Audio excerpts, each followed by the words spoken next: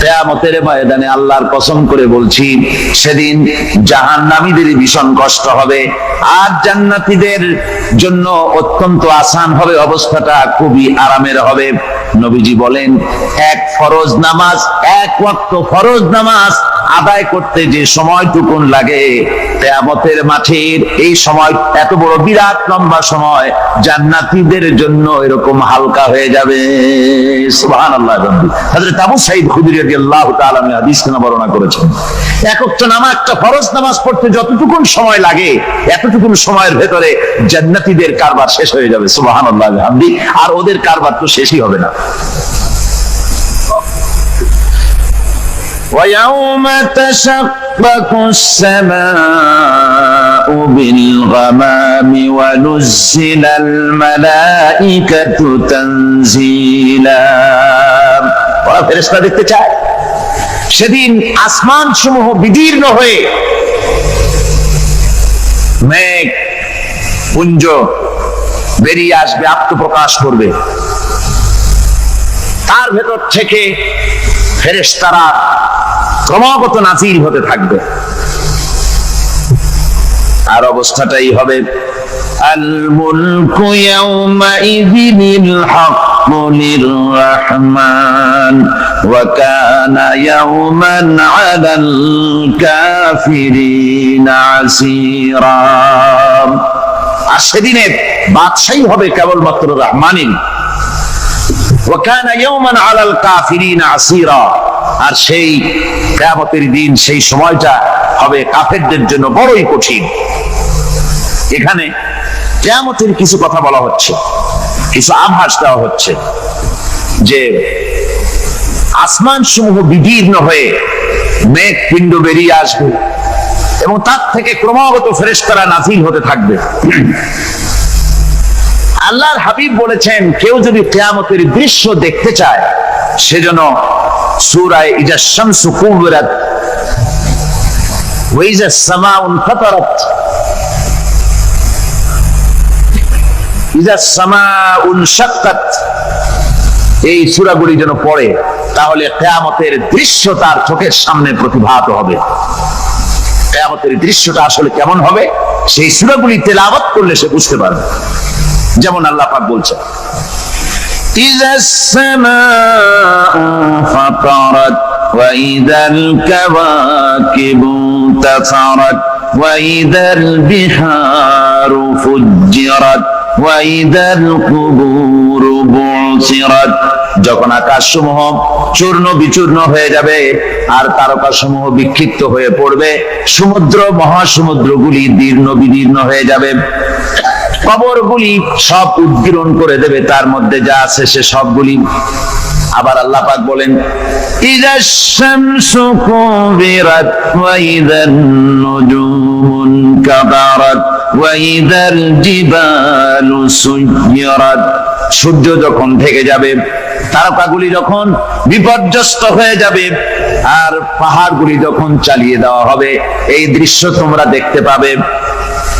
فإذا النجوم طمست وإذا السماء فرجت وإذا الجبال نسفت। সেদিন অবস্থা এমন হবে, সমস্ত তারকাগুলি স্তিমিত হয়ে যাবে আর আকাশ সমূহ দীর্ণ বিদীর্ণ হয়ে যাবে, আর দেখতে পাবে পাহাড়গুলি, সমস্ত পাহাড়গুলিকে উড়িয়ে দেওয়া হবে। আবার অবস্থা আরো কি হবে, فإذا برق البصر وخسف القمر وجمع الشمس والقمر। যখন চক্ষু বিস্ফারিত হয়ে যাবে মানুষের, চাঁদ আর সূর্য নিষ্প্রভ হয়ে যাবে, সব একাকার হয়ে যাবে, চন্দ্র এবং সূর্য তার অস্তিত্বকে হারিয়ে ফেলবে।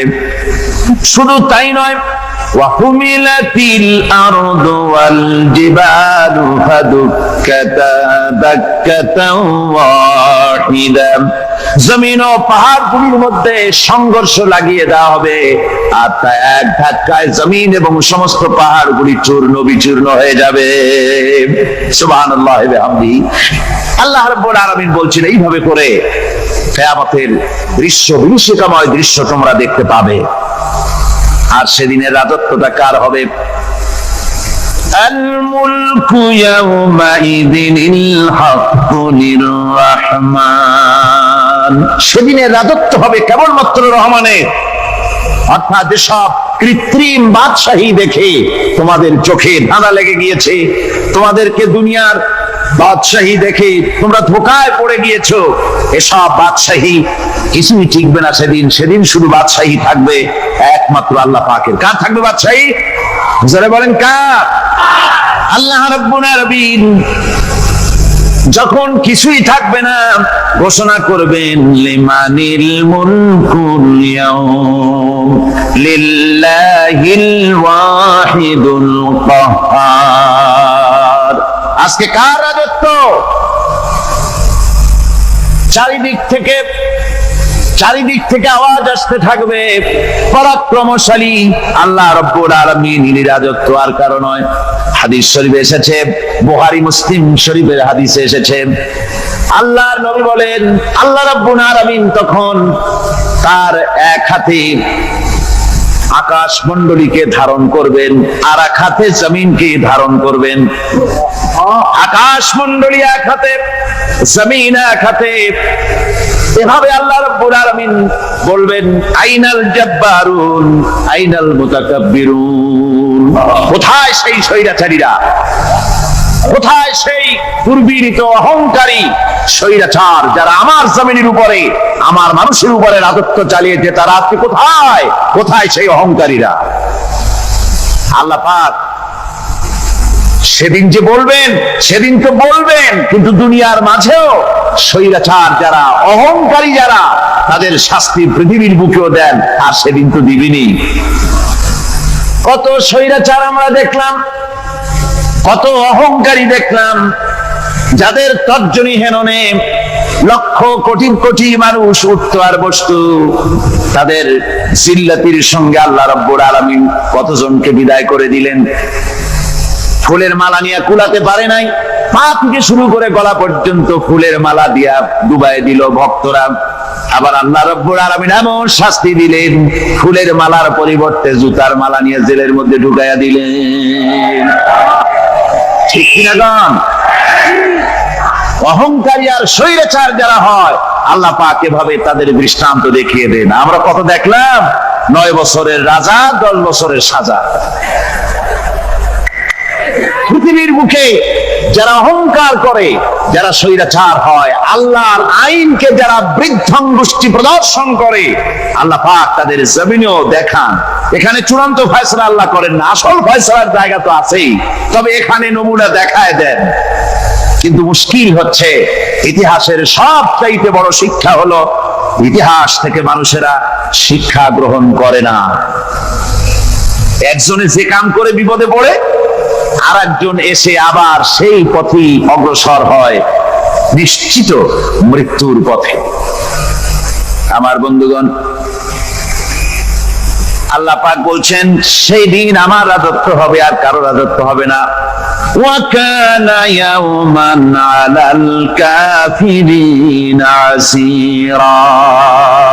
আর ওই দিনটা, ওই কিয়ামতের দিন হবে কাফেরদের জন্য সবচেয়ে কঠিন। সবচাইতে কঠিন হবে কাদের জন্য? কাফেরদের জন্য। কাফের কারা? কাফের হচ্ছে তারা যারা নাকি আল্লাহর আইনকে অস্বীকার করেছে, আল্লাহকে অস্বীকার করেছে, আল্লাহর আইনকে অস্বীকার করেছে। ওরা কি? কাফের। কুফর শব্দের অর্থ হচ্ছে গোপন করা। এই জন্য অন্ধকার রাতকে আরবিতে কাফের বলা হয়েছে, অর্থাৎ যা সব জিনিসকে অন্ধকার দিয়ে ঢেকে দেয়। তো কুফর হচ্ছে সেই জিনিস যা মহাসত্যকে ঢেকে দেয়, সত্যকে, মহাসত্যকে ঢেকে দেয় যে জিনিস, সেটাকে কুফর বলা হয়। আর এই কাফের অন্ধকারে ঘুরে মরে, সে কোন আলোর খোঁজ পায় না।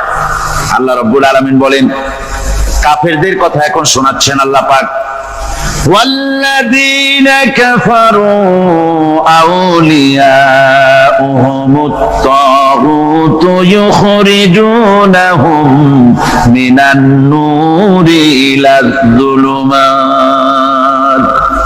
যারা কাফের, যারা কুফরি অবলম্বন করেছে, তাদের সাহায্যকারী আর পৃষ্ঠপোষক হচ্ছে তাগুত। তাগুত বলা হয় সেই শক্তিকে যে শক্তি শুধু নিজেই আল্লাহর আইন অমান্য করে বসে থাকে না, বরং অন্যদেরকে আল্লাহর আইন অমান্য করতে বাধ্য করে। ওদেরকে আরবিতে কি বলা হয়? তাগুত বলা হয়। আর এই তাগুতি শক্তি, এই তাগুত হয় তার সাহায্যকারী, যা তাকে আলো থেকে টেনে অন্ধকারের ভেতরে নিয়ে যায়। আর কাফের হচ্ছে আল্লাহ পাকের ভাষায় অর্থাৎ কোরআনের ভাষায় কাফের হচ্ছে সবচাইতে নিকৃষ্ট প্রাণী, সবচাইতে নিকৃষ্ট জীব। মহাসত্যকে যারা অস্বীকার করেছে, যারা আল্লাহকে মানে না, যারা আল্লাহ কোরআনকে মানে না, যারা ইসলামকে স্বীকার করে না, তারা সবচাইতে নিকৃষ্ট প্রাণী।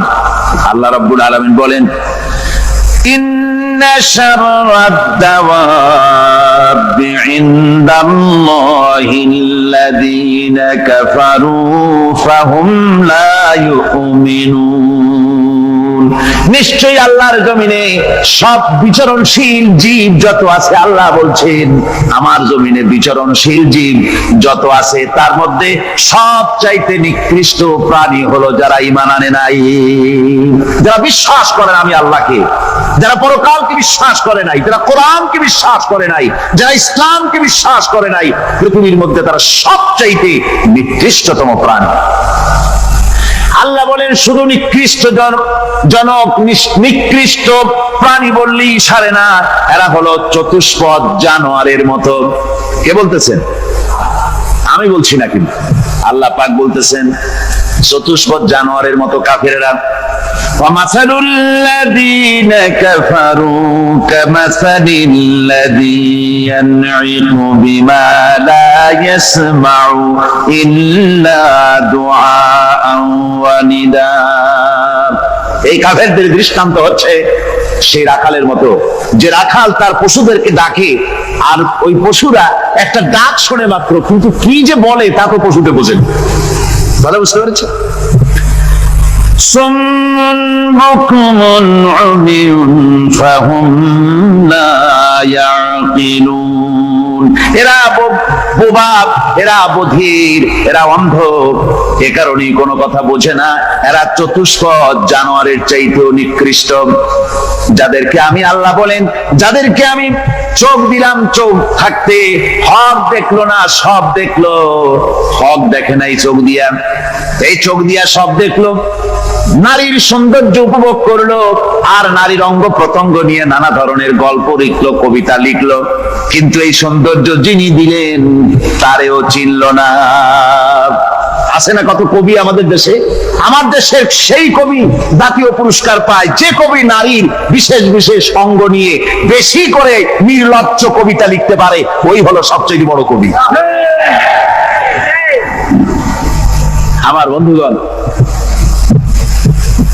একজন বুজুর্গ ব্যক্তি তিনি পথ দিয়ে যাচ্ছিলেন, তো সে পথে এক সুন্দরী যুবতী মেয়েকে দেখে সেই যুবতী মেয়ের দিকে এই বুজুর্গ ব্যক্তি এক নজরে তাকায় আছে। তখন এই ঘটনাটাকে কবি এভাবে লিখতেছেন সাজায়, একদা সুখদায়ক প্রমোদা বদন দর্শন করিব ঝরিল নয়ন, হেসে কহে সে রূপসী সবিস্ময় মন, কহ দেখি মহাশয় কহ কি কারণ, বিষয় বিরাগী তুমি ভুবনে প্রচার, কি হেতু জন্মিল তব মানস বিকার, সামান্য ললনা রূপ করি দর্শন, উচিত না হয় তব অশ্রু বরিশন। বুজুর্গ ব্যক্তি ওই মহিলার দিকে তাকিয়ে তাকিয়ে কাঁদতেছেন। সুন্দরী মহিলা বলেন, আল্লাহর বুজুর্গ বান্দা, আপনি এলাকার ভিতরে বুজুর্গ এবং পীর হিসাবে, বুজুর্গ ব্যক্তি হিসাবে আপনি বিখ্যাত। আজকে আমাকে এখানে দেখে আপনি আমার দিকে তাকায় আমার রূপ উপভোগ করতেছেন আর কাঁদতেছেন। আপনার মতো সংসার বিরাগী মানুষ আমার মতো একটা সুন্দরী মেয়েকে দেখে ভাবে কাঁদা ঠিক না। বুজুর্গ ব্যক্তি বলছেন, হেসে কহিলাম বালে করহ শ্রবণ, নেত্র ঝরে তবু হেতু ভেব না এমন, যে শিল্পী রচিল ওই সুধাংশু বদন, তাহার তরে ঝরে নেত্র নয়নে জীবন। আল্লাহর বান্দি, আমি তোমাকে দেখি কান্দি না, আমার চোখে পানি বেরিয়ে গেছে। তোমারে দেখে আমি মনে মনে ভাবলাম, এত সুন্দর করে যিনি মানুষ বানিয়েছেন, না জানি ওই আল্লাহ রব্বুল আলামিন কত বড় সুন্দর। আমার ভাইরা, সুতরাং চোখ থাকতে ওরা আল্লাহ রাব্বুল আলামিনের কুদরত ওরা দেখে নাই, কান থাকতে কোরআনের আওয়াজ ওদের কানের মধ্যে ঢোকে নাই, বিবেক থাকতে আল্লাহর দ্বীনকে বুঝতে পারে নাই, চিন্তা করতে পারে নাই। আল্লাহ রাব্বুল আলামিন বলেন, উলাইকা কাল্লানাম, এরা হলো চতুষ্পদ জানোয়ার, বালহুম আদল, শুধু জানোয়ার না, জানোয়ারের চাইতেও নিকৃষ্ট। এমনই জানোয়ার, আল্লাহ বলেন শুধু জানোয়ার না, জানোয়ারের মতো শুরু খায় জন্মের মতো।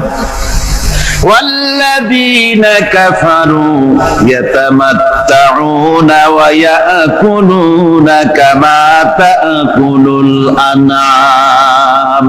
এই কাফেরগুলির কাম শুধু ফুর্তি করা, গান বাজনা, নাটক, গল্প, এই সব কাজ তাদের। নামাজ নাই, রোজা নাই, আল্লাহর চিন্তা নাই, তাহাজ্জুদ নাই, পরেজগারি নাই, শুধু গান আর নাচ। দেখেন না ফুর্তি। এই যে 1 জানুয়ারি রাত 12টার সময় আমার ঘুম হয়ে গেল, এই যেখানে আমি ছিলাম, বিকট আওয়াজ। আমি মনে করলাম পাশের বাড়ি বুঝি ডাকাত পড়ছে। পরে বাড়িওয়ালা আমাকে বললেন যে ডাকাত না, বোধহয় এই নিউ ইয়ার সেলিব্রেট হচ্ছে, নতুন বৎসর উদযাপন হচ্ছে বোমা দিয়ে, শহরবাসীর আরামের ঘুম হারাম করে এগুলি করা হচ্ছে। এ তো গেল 1 জানুয়ারি। আর যখন আমাদের নিজেরটা যখন আসে, অর্থাৎ 1 বৈশাখ, তখন দেখছেন অবস্থা 1 বৈশাখে। এবছর আমাদের দেশে 1 বৈশাখে ঢাকায় যে দৃশ্য আমি টিভির মধ্যে দেখলাম, তাতে আমার মনে হয়নি যে 12 কোটি মুসলমানের দেশে রাজধানীতে এই দৃশ্য হচ্ছে। আমার মনে হচ্ছিল এটা বুঝি কলকাতা অথবা অন্য কোনো শহর হবে। আমি দেখলাম সমস্ত যুবক যুবতী, নারী পুরুষ, বিভিন্ন বয়সের লোক সব একসঙ্গে রাস্তায় নেমেছে, নাচতেছে। তার মধ্যে বুদ্ধিজীবী আছে, শিক্ষিত লোক আছে, সমানে নাচতেছে। আর তাদের মুখোশ পরা, বানরের মুখোশ, কুকুরের মুখোশ, শূকরের মুখোশ, ঘোড়ার মুখোশ, পাপী শিয়ালের মুখোশ, এই মুখোশ পরে এভাবে নাচতেছে। আমি চিন্তা করলাম, নববর্ষের সাথে কুত্তার মুখোশের সম্পর্ক কি?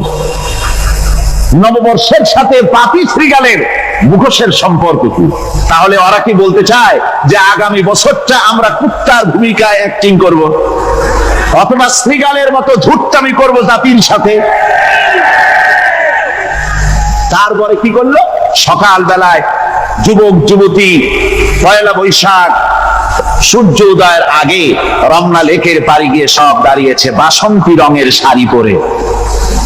তারপরে সেখানে দাঁড়িয়ে সূর্য উদয়ের পানে তাকিয়ে সকাল বেলায় ভাবে করজোর করে বলছে, এসো হে নববৈশাখ স্বাগতম হে।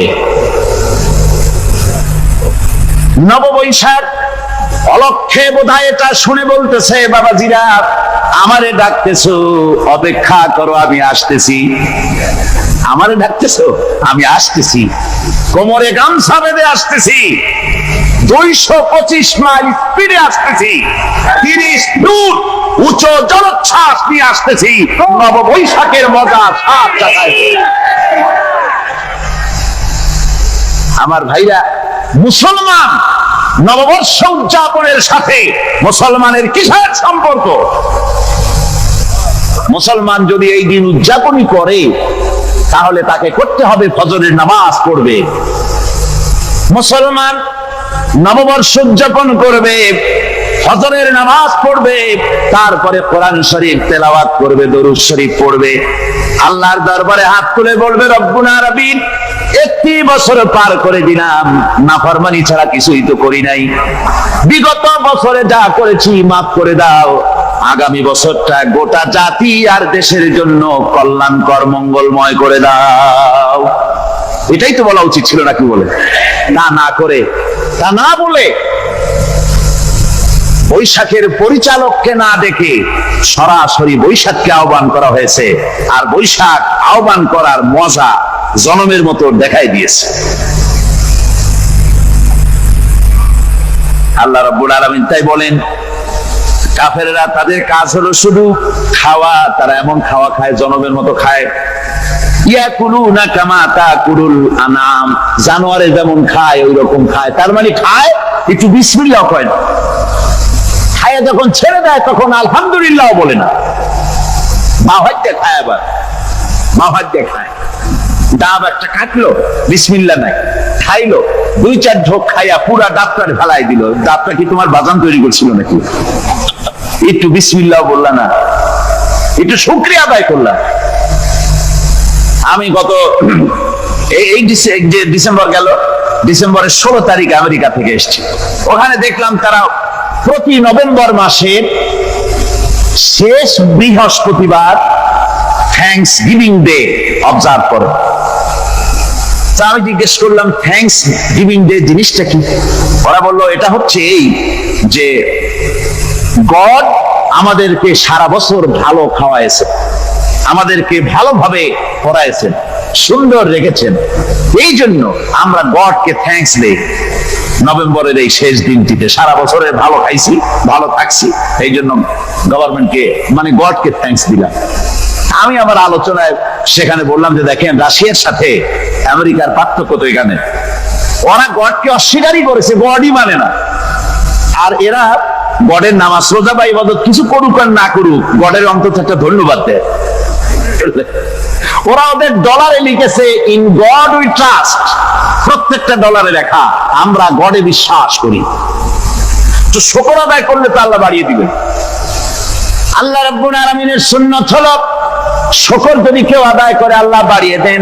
লা ইন শাকারতুম লাযীদান্নাকুম ওয়া লা ইন কাফারতুম ইন্না আযাবী লাশাদীদ।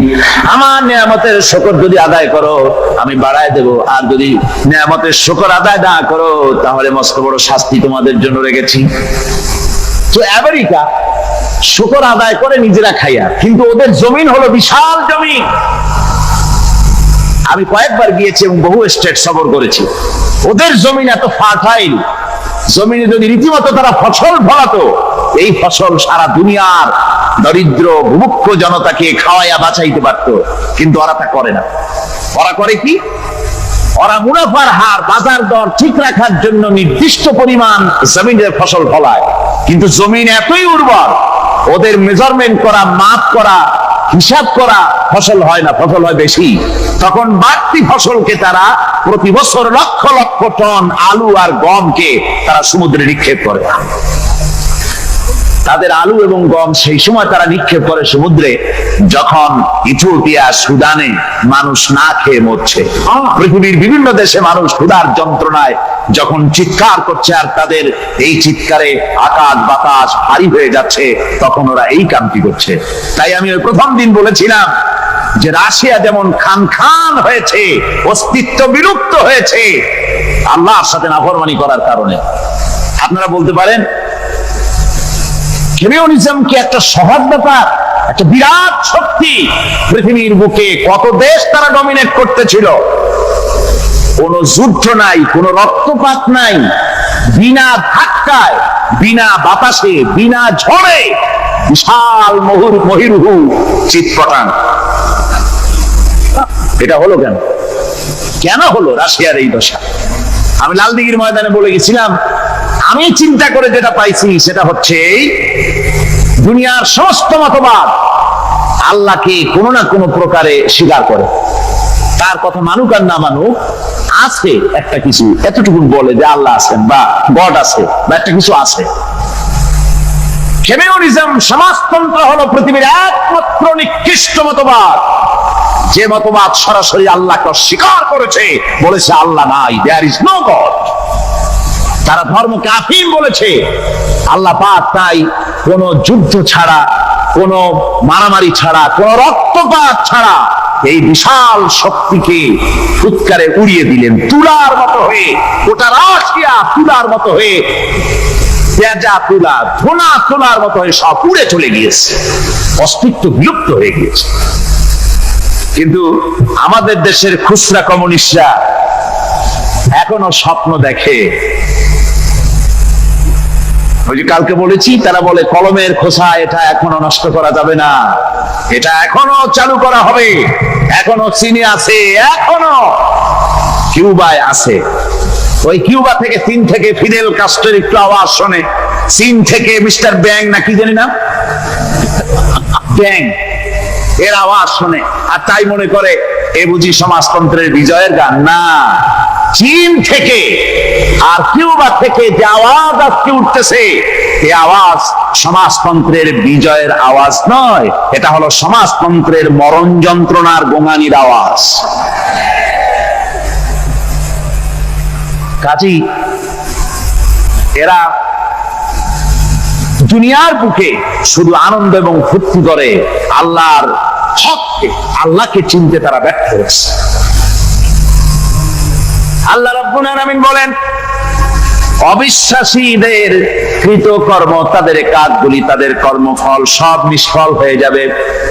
والذين كفروا أعمالهم كسراب بقيعة يحسبه الظمآن ماء। আল্লাহ পাক বলেন, কাফের যারা, অবিশ্বাসী যারা, যারা আমাকে অস্বীকার করেছে, অবিশ্বাস করেছে, তাদের আমলগুলি হলো মরুভূমির মধ্যে মরীচিকার মতো। মরুভূমির মরীচিকা, মানুষ যখন মরুভূমির ভিতর দিয়ে যায়, পানির পিপাসা লাগে, দূরে দেখে পানি চিকচিক করতেছে, আর ওই মরীচিকা যেটাকে সে পানি মনে করেছিল,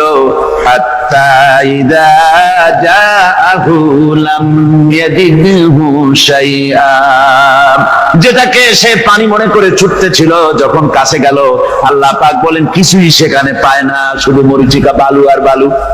এরকম করে যারা আমার দিনকে অস্বীকার করেছে, আমাকে অস্বীকার করেছে, তারা যত ভালো কাজ করুক আর যাই করুক না কেন, তাদের কৃত কর্মগুলি এভাবে সব নিষ্ফল। এ হলো এক কথা। 2 নম্বরের কথা হলো, ওরা মনে করেছিল সমাজতন্ত্র শান্তি দেবে, কমিউনিজম শান্তি দেবে, সোশ্যালিজম শান্তি দেবে, ক্যাপিটালিজম শান্তি দেবে।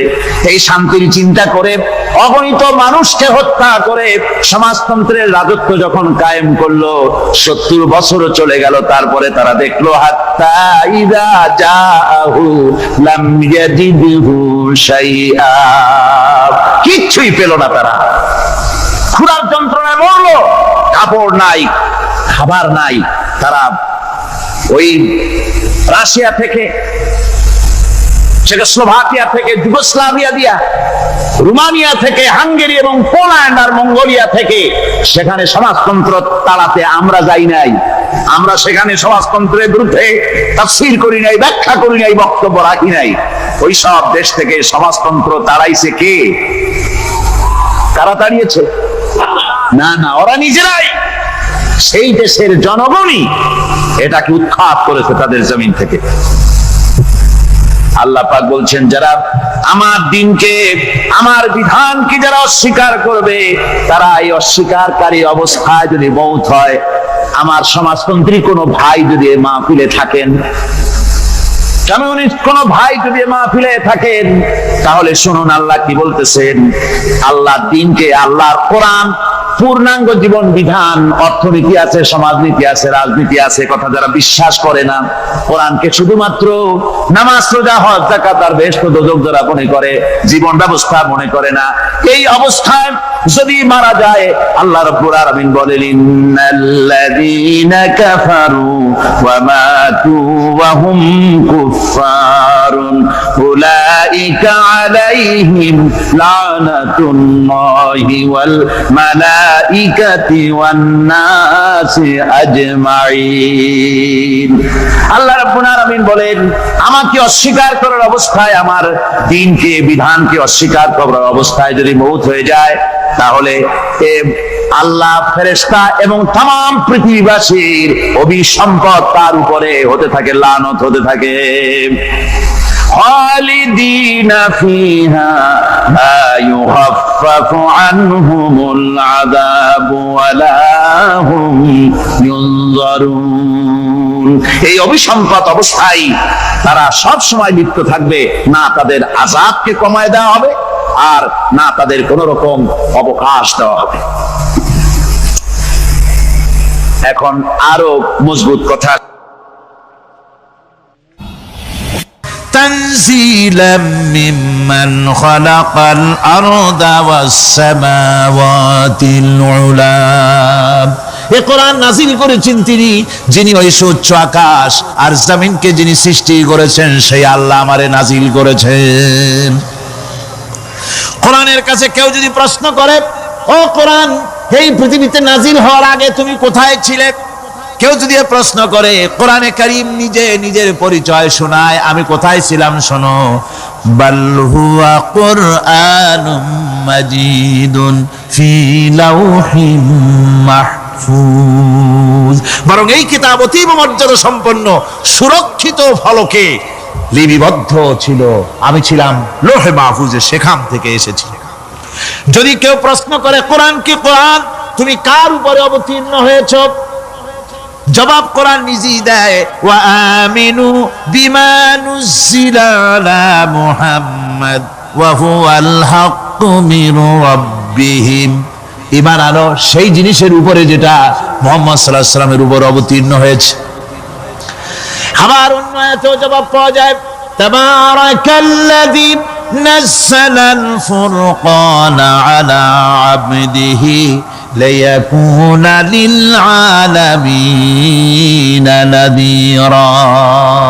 অতীব বরকতপূর্ণ মহান সত্তা সেই আল্লাহ রাব্বুল আলামিন, যিনি তার বান্দার পরে ফুরকান অবতীর্ণ করেছেন। সুবহানাল্লাহি ওয়া বিহামদি।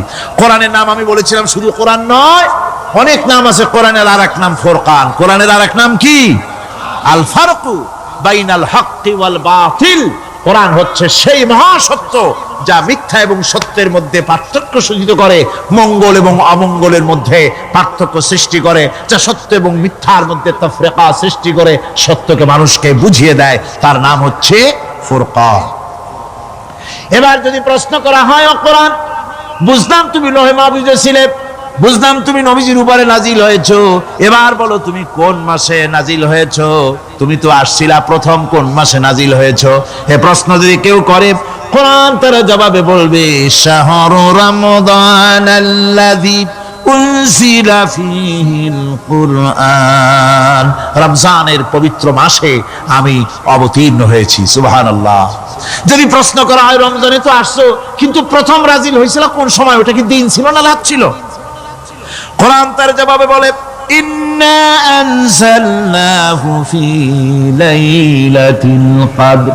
কদরের পবিত্র রাতে আমি এই পৃথিবীতে আমার আগমন ঘটেছিল। যদি প্রশ্ন করা হয়, বুঝলাম সবই, কেন নাজিল হয়েছে তুমি? এই পৃথিবীতে তোমার আসার উদ্দেশ্য কি? মূল কাজটা কি? এই প্রশ্ন যদি করা হয়, কোরআনে কারীম তার জবাবে বলে, শোনো কেন এসেছি। লিতুখরিজান নাসা মিনাজ যুলুমাতি ইলান নূর। আমার মিশন হচ্ছে গোটা বিশ্ব মানবতাকে পুঞ্জীভূত জমাট বাঁধা অন্ধকারের ভেতর থেকে টেনে বের করে আলোর সন্ধান দিতে, আলোর দিকে আনার জন্য আমি কোরআন নাজিল হয়েছি। গোটা পৃথিবীর মানুষ আছে অন্ধকারের ভিতরে। কিসের মধ্যে? অন্ধকার কি? অন্ধকার হচ্ছে পুঁজিবাদ, অন্ধকার সমাজতন্ত্র, অন্ধকার ধর্ম নিরপেক্ষতাবাদ, অন্ধকার জাতীয়তাবাদ। মানুষের তৈরি করা যত মতবাদ সব কি? জোরে কোন, সবগুলি কি? অন্ধকার। আজকে আসার সময় দেখলাম দেওয়ালে লেখা, সমাজতন্ত্র আমরা প্রতিষ্ঠা করে ছাড়ব। চিন্তা করলাম, যারা লিখছেন তারা কি পাগল না ছাগল? কি আশ্চর্য কথা! যেই মতবাদ পৃথিবীর মাটি থেকে যে করেছে, অথবা সেই দেশের লোকেরা ঠাটা মেরে তাদের দেশ থেকে বিদায় করে দিল, তাদের হাতি বিদায় করে দিল, ছিন্ন ভিন্ন করে জুতার তলে শেষ করে দিল। তৈরি করা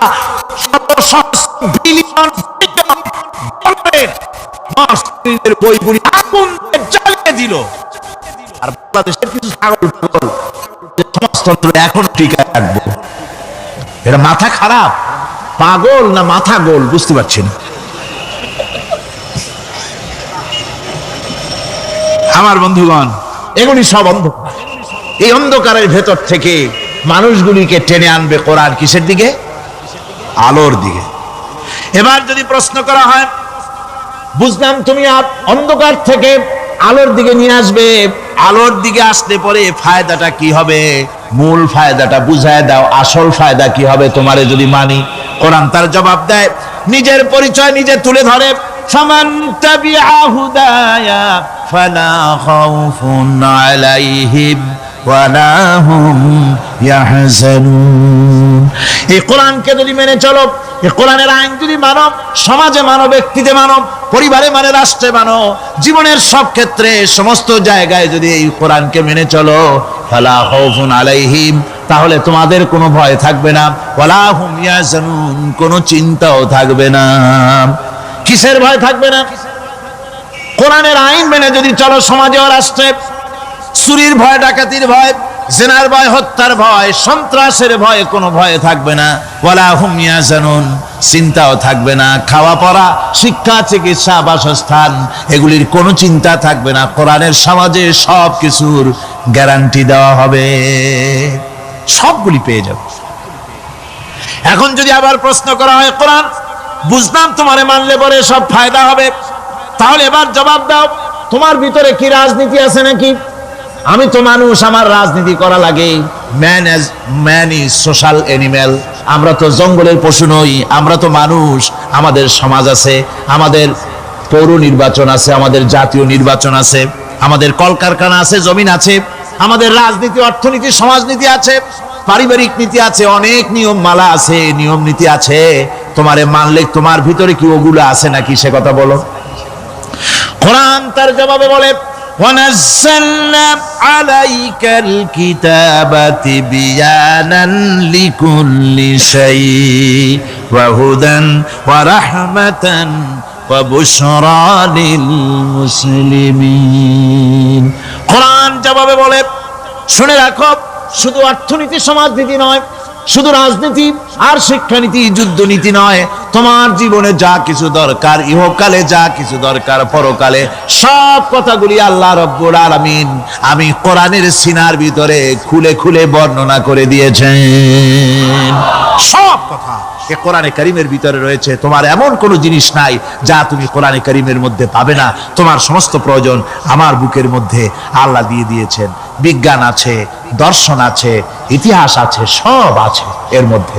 তবে কোরআনের মধ্যে বিজ্ঞান আছে বলে আমি এটাকে বিজ্ঞানের কিতাব বলবো না, দর্শন আছে বলে দর্শনের কিতাব আমি বলবো না, রাজনীতি আছে বলে কোরআনকে আমি রাজনীতির কোনো কিতাব বলবো না।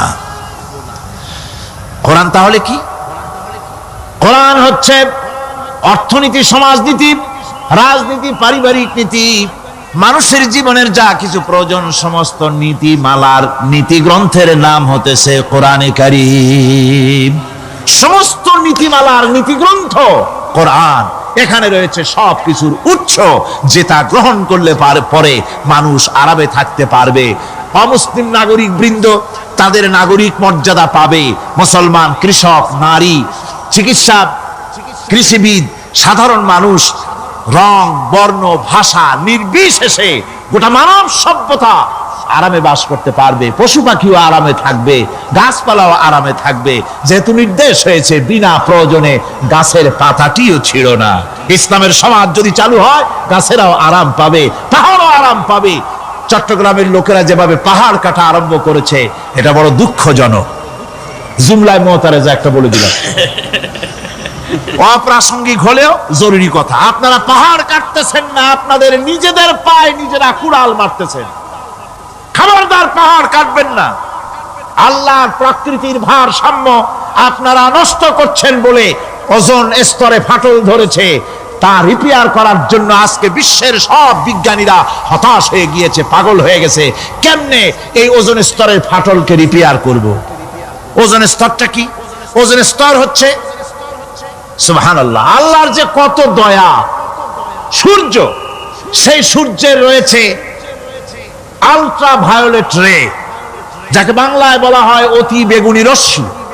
যে রশ্মিটা সৃষ্টি জগতে যদি আসে আর তা যদি কোনো প্রাণীর শরীরকে টাচ করে, তাহলে সমস্ত প্রাণী ক্যান্সার হয়ে, এক্সিমা হয়ে, বিখাউজ হয়ে, অ্যাজমা হয়ে সমস্ত প্রাণী মরে যাবে, কেউ বাঁচবে না। মারাত্মক রশ্মি, সেই রশ্মিটা যাতে সৃষ্টি জগৎকে টাচ করতে না পারে সেজন্য আল্লাহ পাক একটা ওজোন স্তর তৈরি করেছেন, ওখানে এসে ওটা বাধাপ্রাপ্ত হয়, পৃথিবীর মাটিতে আসে না। যা কিছু পৃথিবীর মানুষের জন্য, পৃথিবীর জন্য কল্যাণকর, সেগুলি সূর্য থেকে আসতে থাকে। সুবহানাল্লাহ ওয়া বিহামদি। যেটা ক্ষতিকর সেটা আল্লাহ পাক আটকায় রাখেন। এখন সেই ওজোন স্তরে ফাটল ধরলো। কেমনে ফাটল ধরলো? ফাটল আপনি আমি ধরাইছি। আপনি বলবেন যেটা কেমন কথা, আমি তো ওইখানে যাই নাই, আমি ফাটল ধরাইলাম কেমনে? ওই যে সেই আপনার প্রাইমারি স্কুলে ভিজিট করতে গিয়েছিলেন ইন্সপেক্টর, তারপরে প্রাইমারি না হাই স্কুল ভিজিট করতে গেছে, যায়া জিজ্ঞেস করছে ছেলেরা কি পড়ছো? বল ইতিহাস। ঠিক আছে, ইতিহাস থেকেই প্রশ্ন করব, বলতো চীনের প্রাচীর কে ভেঙেছে? ছেলেরা জবাব দিচ্ছে না। তুমি বলো, তুমি বলো, কেউ বলছে না। বেঞ্চের কোনা যে ছেলেটি, সে বলছে সর্বনাশ, কেউ যখন স্বীকার করে না, এটা তো আমার মাথায় আসবে। সব শেষ ইন্সপেক্টর তাকে বলছে তুমি বলো তো কে ভেঙেছে চীনের প্রাচীর? কয় স্যার, গ্রামে আমার দুষ্টমির যথেষ্ট বদনাম আছে, কিন্তু চীনের প্রাচীর ভাঙার মতো দুষ্কর্ম আমি করি নাই। ইন্সপেক্টর খুব রেগে গেলেন, মাস্টারের দিকে তাকালেন, এই বুঝি আপনার ইতিহাস পড়ানো? মাস্টার ইন্সপেক্টরের বিরক্তি ভরা মুখ দেখে বলছেন স্যার রাগ করবেন না, এসব ছাত্র তো আমার, ওদের অবস্থা তো আমি জানি, আপনি আসছেন ঢাকা থেকে, আপনি জানবেন কি? আমি হলপ করে বলতে পারি আমার ক্লাসের কোন ছাত্র চীনের প্রাচীর ভাঙে নাই। ইন্সপেক্টর রাগ হইয়া চলে গেছে হেডমাস্টারের রুমে, যায় বলছে যে আমি আপনার স্কুলের গ্রান্টকে আমি নাকচ করে দেব, মঞ্জুরি আমি ক্যান্সেল করে দেব। কেন? এই অবস্থা। হেডমাস্টার বলছে স্যার রাগ করবেন না, আপনার জন্য কিছু টাকা পয়সাও রাখছি হাদিয়া, বড় একটা চর্বিযুক্ত খাসিও জবাহ করা হয়েছে, পুকুর থেকে রুই মাছ তোলা হয়েছে। তারপরেও আমার ছাত্ররা, টিচাররা বলার পরেও যদি আপনার সন্দেহ হয়ে থাকে যে আমার ছাত্ররাই ভাঙছে, তো ওই আপনি অসন্তুষ্ট হবেন না, রাগ করবেন না স্যার, ওই প্রাচীর ভাঙতে যা খরচ লাগে আমি কিছু খরচ দেবো, তো আপনি রাগ করেন না। এখন চিন্তা করেন, স্কুলের ছাত্র থেকে শুরু করে হেডমাস্টার পর্যন্ত জ্ঞানের বহর। তো বলতেছিলাম আপনি আমি ওজোন স্তরে ফাটল ধরিয়েছি, তার অর্থ এই নয় যে আপনারা গিয়ে ওখানে কুড়াল মারিয়ে ওটারে ভাঙছেন। তাহলে ওটা কি হয়েছে? কোরআনে কারীমে রব্বুল আলামিন বলেন ওয়ামা আসাবাকুম মিন মুসিবাতিন ফাবিমা কাসাবাত আইদিকুম ওয়া ইয়াফু আন কাসীর। যত বিপদ তোমাদের উপর আরোপিত হয়, সমস্ত বিপদ তোমাদের দুই হাতের কামাই করা। কে বলছেন? আল্লাহ পাক। ওজোন স্তরে ফাটল ধরেছে, এটা বিপদ, বিশ্বের সমস্ত মানব সভ্যতা সৃষ্টি জগতের জন্য বিপদ। এই বিপদের জন্য দায়ী পৃথিবীর মানুষ। কি রকম? সেটা হচ্ছে গাড়ির পেছন থেকে যে কালো ধোঁয়া বের হয়, কল কারখানার চিমনি থেকে যে কালো ধোঁয়া বের হয়, এই কালো ধোঁয়াগুলি, তারপরে সমস্ত কেমিক্যাল উইপেন সেগুলি যে টেস্ট করা হয়, তার রিয়াকশন ইত্যাদি, এই কালো ধোঁয়া এবং সমস্ত মারণাস্ত্রগুলি এক্সপেরিমেন্ট করার সমস্ত এই রিয়াকশনগুলি সবগুলি গিয়ে ওই ওজোন স্তরে ফাটল ধরিয়ে দিয়েছে। আস্তে করে পাতলা হয়ে এটা ফেটে গিয়েছে, অতি বেগুনি রশ্মি আসা শুরু করেছে। এটাকে বন্ধ করার জন্য বিজ্ঞানীরা আজ মরিয়া হয়ে গিয়েছে। ইনশাআল্লাহ আল্লাহ পাক তার বিজ্ঞানীদের মানুষের মাথায় বুদ্ধি এনে দিবেন, রিপেয়ারও হয়ে যাবে ইনশাআল্লাহ। সবাই বলেন ইনশাআল্লাহ। তাহলে বললাম কেন এ কথাটা? এই জন্য বললাম যে কোরআনে কারীমের মধ্যে আল্লাহ রাব্বুল আলামিন সব কথা বলে দিয়েছেন, কোনো কথা বাদ রাখেন নাই। পাহাড়গুলি ভেঙে আমরা ক্ষতি করতেছি, গাছগুলি কেটে আমরা ক্ষতি করতেছি, প্রকৃতির ভারসাম্য নষ্ট করে দিচ্ছি, ফলে সমুদ্রের পানি স্ফীত হচ্ছে, ভূমিকম্প বাড়তেছে, ঘূর্ণিঝড় হচ্ছে, টর্নেডো হচ্ছে, পৃথিবী বিধ্বস্ত হয়ে যাচ্ছে, ক্লাইমেটের পরিবর্তন আসছে। আজকে পৌষ মাস, এটা কি মাস? কত তারিখ? দেখেন বাংলা ভাষাকে কত মহব্বত করি। যদি বলি আজকে ডিসেম্বরের কত তারিখ, গড় গড় করে মুখস্থ হয়ে যাবে। বাংলারে খুব ভালোবাসি, মাসটার তারিখ বলতে পারলাম না, দুঃখিত। এই হলো আমাদের ভালোবাসা। আজকে পৌষ মাসের অর্ধেকও শেষ হয়ে যাচ্ছে, অথচ মনে হচ্ছে শীত যেন তার শ্বশুর বাড়ি বেড়াতে গেছে। এই যে অবস্থা, এই অবস্থা শুধু বাংলাদেশে নয়, গোটা পৃথিবীতে ক্লাইমেটের একটা বিরাট পরিবর্তন আসতেছে, একটা বড় রকমের পরিবর্তন আসতেছে। এর কারণ হচ্ছে এই পৃথিবীর মানুষেরা নিজেরাই প্রকৃতির ভারসাম্যকে নষ্ট করে দিয়েছে। এই ভারসাম্য নষ্ট হওয়ার কারণে আবহাওয়ার পরিবর্তন হচ্ছে, সামুদ্রিক জলোচ্ছ্বাস বাড়তেছে, ভূমিকম্প, আগ্নেয়গিরি ইত্যাদি হচ্ছে এবং পৃথিবীর মানুষ বিধ্বস্ত হচ্ছে। বলতেছিলাম এই কোরআনে কারীমের মধ্যে আল্লাহ পাক সব কথা বলে রেখেছেন, যদি জানতাম বুঝতাম তাহলে এই অবস্থার সৃষ্টি হতো না। এটা বিজ্ঞানের বই নয়, রাজনীতির বই নয়, সমাজনীতির বই নয়, বরং সমস্ত নীতিমালার উচ্চ, জ্ঞানের উচ্চ হচ্ছে আল কোরআন। জ্ঞানের উচ্চ কি? আরো জোরে বলেন, জ্ঞানের উচ্চ কি? আল কোরআন। পবিত্র কোরআনে এমন এমন ঘটনা আল্লাহ পাক বলেছেন যা ষষ্ঠ শতাব্দীর দুনিয়া এ সম্পর্কে কিছুই জানতো না।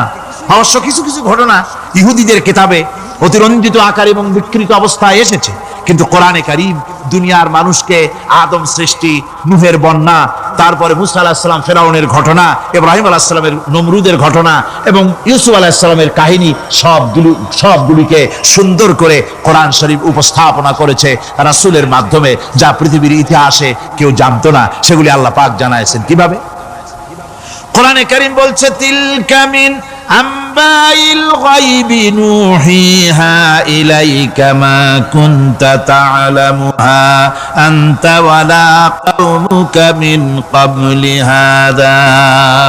এ হলো সব অজ্ঞাত ঘটনা। সমস্ত ঘটনাগুলি আল্লাহ পাক তার হাবিবকে শুনিয়ে বলে দিলেন, সব অজ্ঞাত ঘটনা যা তুমি জানতে না, তোমার কোনো জানা ছিল না, আমি ওহীর মাধ্যমে তোমাকে সব জানাইছি। ইউসুফ আলাইহিস সালামকে যখন তার ভাইয়েরা কুয়ার মধ্যে ফেলে দিতেছিল তখন তুমি উপস্থিত ছিলে না, এই ঘটনা ওহীর মাধ্যমে আমি জানালাম। মুসা আলাইহিস সালামকে যখন ফেরাউন দরিয়ার ভিতরে ফেলে দিল, সেই সময় তুমি সিনাই পর্বতের পাশে দাঁড়িয়ে সব দৃশ্য লক্ষ্য করনি, অথচ আমি ওহীর মাধ্যমে সব তোমাকে খুলে খুলে বলে দিয়েছি। আল্লাহ পাক সমস্ত ঘটনাগুলিকে বলে বলে কোরআন শরীফের মধ্যে সব সাজিয়ে দিলেন, বলে দিলেন। তিনি বললেন, ওয়ামা কুনতা বিজানিবিল গারবিয়্যি ইয কাদাইনা ইলা মূসাল আমরা ওয়ামা কুনতা মিনাশ শাহিদিন। ফিরআউন যে মুসার সঙ্গে যে ব্যবহারটা করলো, এ সময় সেখানে তুমি উপস্থিত ছিলে না, আমি ওহীর মাধ্যমে তোমাকে তা জানিয়েছি। কাযালিকা নাকুসসু আলাইকা মিন আনবাই মা ক্বাদ সাবাকা ওয়া ক্বাদ আতাইনাকা মিন লাদুন্না যিকরা। আল্লাহ পাক বলেন, এভাবে আমি আপনার কাছে অতীত ঘটনাবলী ওহীর মাধ্যমে নিখুঁতভাবে আপনার সামনে সব বলে দিয়েছি। আমার ভাইয়েরা, এই বিশ্বলোকে ঊর্ধ্ব লোক সম্পর্কে নির্ভুল তথ্য বর্ণনা আল্লাহ পাক করে দিয়েছেন কোরআনের মাধ্যমে। 1665 খ্রিস্টাব্দে স্যার আইজাক নিউটন তিনি আবিষ্কার করলেন মাধ্যাকর্ষণ শক্তিকে। এই মাধ্যাকর্ষণ শক্তি, ল অফ গ্র্যাভিটেশন, এ সম্পর্কে মানুষের এর থেকে কিছু জানলো, কিন্তু আজ থেকে 1400 বছর আগে আল্লাহ রাব্বুল আলামিন তার উম্মি নবী, যিনি কোনো বিজ্ঞানাগারে লেখাপড়া করেন নাই, কোনো সায়েন্স রিসার্চ করেননি, যিনি কোনো কলেজ ইউনিভার্সিটিতে পড়াশোনা করেননি, তার মাধ্যমে জানিয়েছেন মাধ্যাকর্ষণ শক্তির কথা। কোরআন বলছে, ইন্নাল্লাহা ইউমসিকুস সামাওয়াতি ওয়াল আরদা আন তাজুলা। এই পৃথিবী এবং সমস্ত গ্রহ উপগ্রহকে আল্লাহ পাক বলছেন, আমি এমন এক শক্তি দিয়েছি যে শক্তির মাধ্যমে একটা আরেকটাকে আকর্ষণ করে রাখছে। এই পৃথিবীতে মাধ্যাকর্ষণ শক্তি শুধু পৃথিবীর নাই, সূর্যের আছে, মঙ্গলের আছে, নেপচুনের আছে, ইউরেনাসের আছে, বৃহস্পতির আছে। প্রত্যেকটি গ্রহের আলাদা আলাদা মাধ্যাকর্ষণ শক্তি আছে, আর এই শক্তির বলে একটা আরেকটাকে টেনে ধরছে যাতে করে বিচ্ছিন্ন হয়ে না যায়, যাতে করে ধ্বংসপ্রাপ্ত না হয়। এগুলি আল্লাহ পাক এই তথ্যগুলি কোরআনে কারীমের মধ্যে বলেছেন। ফলে মরিস বুকাইলির মতো লোক, যিনি ফরাসি দার্শনিক, তিনি বলেছেন দুনিয়ার সমস্ত বিজ্ঞানীদের থিওরি হচ্ছে এই যে বিজ্ঞানের কোনো থিওরি ফাইনাল নয়। আজ একটা হচ্ছে, কাল সেটাকে পরিবর্তন করে নতুন আরেক থিওরি আসতেছে। কিন্তু কোরআনে কারীমের মধ্যে আমি, কে বলতেছেন কথা? না না না, মরিস বুকাইলি বলছেন, কোরআন শরীফের ভিতরে আমি যে বিজ্ঞানের তথ্য পেয়েছি, থিওরি পেয়েছি, তার কোনো পরিবর্তন আজও হয় নাই, ভবিষ্যতেও হওয়ার কোনো সম্ভাবনা নাই। মরিস বুকাইলি মনে করেছিলেন বেদ আর বাইবেলে যেমন ভুল আছে, কোরআন শরীফে ওই রকম ভুল আছে, নাউজুবিল্লাহ। সেই জন্য তিনি আরবি শিখলেন কোরআন বোঝার জন্য, ভুল ধরার জন্য। কোরআন শিখলেন কি জন্য? ভুল ধরার জন্য। আর এমন শেখা শিখছেন, ওই আরবি শিক্ষা মানে আমাদের দেশের লোকদের মতো আনাকুম জানাকুম শেখে নাই, ভালো করেই শিখছে, ভালো করেই মুখস্থ করেছেন, তার ভালো করে আরবি শিখেছেন, তারপরে কোরআন শরীফ পড়েছেন, তারপরে তিনি এ কোরআন পড়ে তেলাওয়াত করে বুঝে এরপরে তিনি বই লিখেছেন the Bible, the Quran and science. এই বইয়ের মধ্যে তিনি পরিষ্কার লিখেছেন, কোরআন পড়লাম, এর ভিতরে একটা নকতা দেওয়ার, একটা কলমের ফোঁটা দেওয়ার জায়গা কারণ নাই। কোরআন নিঃসন্দেহে মহান স্রষ্টা আল্লাহ রাব্বুল আলামিনের মানুষের বানানো কিতাব, এটা হতে পারে না। সুতরাং কোরআন শরীফের মধ্যে আল্লাহ পাক সব কথা বলে দিয়েছেন। বিজ্ঞানের সাথে কিন্তু কোরআনের সংঘর্ষ নাই। অনেকে মনে করে যে বিজ্ঞান আর কোরআন এর মধ্যে বিরাট সংঘর্ষ। না, বিরাট সংঘর্ষ নয়, দুই একটা পয়েন্টে সংঘর্ষ থাকতে পারে। অধিকাংশ ব্যাপারই বিজ্ঞান, আমি মনে করি বিজ্ঞানের আবিষ্কার যত বাড়বে, কোরআন বোঝা মানুষের জন্য তত সহজ হবে। এটা আমার ধারণা, এটা আমার ধারণা। বিজ্ঞানের সাথে দুই একটা পয়েন্টের উপরে সংঘর্ষ আছে, যেমন চন্দ্র এবং সূর্য সম্পর্কে, সৌরজগৎ সম্পর্কে Copernicus, Kepler, Galileo, Newton, Einstein মহাশূন্য সম্পর্কে যে সব বক্তব্য রেখেছেন, সেসব বক্তব্যের সাথে কোরআন শরীফের কিছুটা বৈপরীত্য রয়েছে। যেমন কেউ বলেছেন সূর্য ঘোরে, পৃথিবী স্থির, কেউ বলে সূর্যের চতুর্দিকে পৃথিবী ঘোরে, কেউ কয় চন্দ্র ঘোরে, কেউ কয় আমরা কি আর বসে থাকি, আমরাও ঘুরি। কিন্তু আসলে ঘোরেটাকে কে ঘোরে, এ ফয়সালা কে দেবে? কে দিবে বলুন তো? হ্যাঁ, ঠিক বলেছেন, আল্লাহই দিবেন, কারণ এগুলি সৃষ্টি করেছেন কে? এবার শুনুন, এই বিতর্কের মীমাংসা আল্লাহ পাক করছেন কোরআনে কারিমে। বহু আগে গ্যালিলিও, কেপলার, কোপারনিকাস এদের বলার অনেক আগে বিশ্বনবী জনাবে মুহাম্মদ রাসূলুল্লাহ সাল্লাল্লাহু আলাইহি ওয়াসাল্লাম তিনি বলে দিয়েছেন, আল্লাহর কথা তিনি বলেছেন, লাশ-শামসু ইয়ানবাগি লাহা আন তুদরিকাল কামারা ওয়ালাল-লাইলু সাবিকুন নাহার ওয়া কুল্লুন ফি ফালাকিন ইয়াসবাহুন। প্রবল জ্ঞানী হইবে যাহারা, আপন মনেতে বুঝিবে তাহারা, রাত্রি পারে না আগে যাইবার দিনের স্থান করি অধিকার।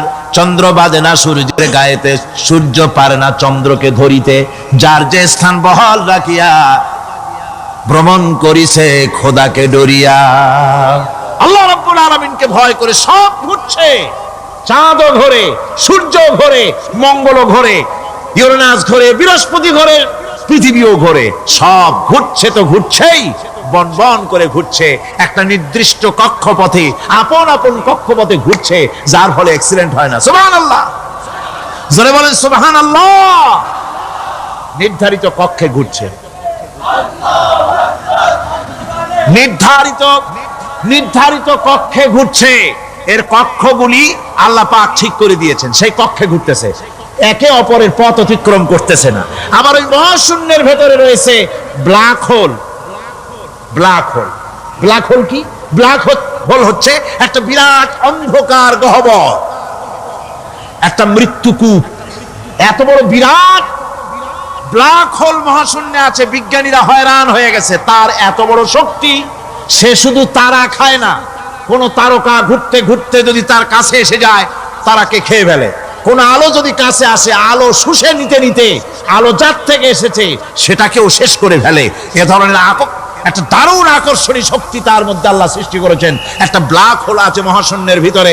সূর্য, চন্দ্র, গ্রহ, নক্ষত্র, যে সূর্য পৃথিবীর চাইতে 13 লক্ষ গুণ বড়, এমন 2 কোটি সূর্য খাইয়া হজম করতে পারে, এত বড় ব্ল্যাক হোল আল্লাহ তৈরি করে রেখেছেন মহাশূন্যের উপরে। রয়েছে মিল্কি ওয়ে, রয়েছে গ্যালাক্সি, অন্তত 10,000 কোটি, 10 সহস্র কোটি তারকা দিয়ে সমৃদ্ধ গ্যালাক্সি মিল্কি ওয়ে, যেটা অন্ধকার রাত্রে, তারকা সজ্জিত রাতে উত্তর দক্ষিণ দিকে টানা একটা পথের মতো দেখা যায়। এটা হচ্ছে গ্যালাক্সি, এইটাকে বলা হয় মিল্কি ওয়ে। এটা হচ্ছে ছায়াপথ। অসংখ্য তারকা এর মধ্যে রয়েছে। কত বড় বড় তারকা, অনেক দূরে। তাই আমরা দেখি বিন্দু বিন্দু, আসলে কি বিন্দু না? কত বড় জানেন? বিজ্ঞানীরা বলেছেন দৈত্যের মতো বিরাট বিরাট তারকা আছে যে সূর্য পৃথিবীর চাইতে 13 লক্ষ গুণ বড়। এরকমের সূর্যের অন্তত 3 কোটি সূর্য খাইয়া হজম করতে পারে এরকম অসংখ্য তারকা মিল্কি ওয়ের ভিতরে আল্লাহ সৃষ্টি করেছেন। সুবহানাল্লাহ বিহামদিহি সুবহানাল্লাহ। আর মানুষ লাফায়, 4 আঙ্গুল মানুষ খালি লাফ দেয় মোষ কতগুলো রাখিয়া। কোন আনন্দে লাফা! কি শক্তি তোমার! মহাশূন্যের তুলনায় এই পৃথিবীর অবস্থান কি জানেন? এই জন্য যত বেশি পড়াশোনা করবেন মাথা নত হয়ে যাবে। কমিউনিস্ট হয় ছাগলেরা, বুদ্ধিমান কোনোদিন কমিউনিস্ট হয় না। কারা কমিউনিস্ট হয়? ছাগলগুলি, যাদের আকল নাই, যাদের জ্ঞান নাই, বুদ্ধি নাই, ওরাই কমিউনিস্ট হয়।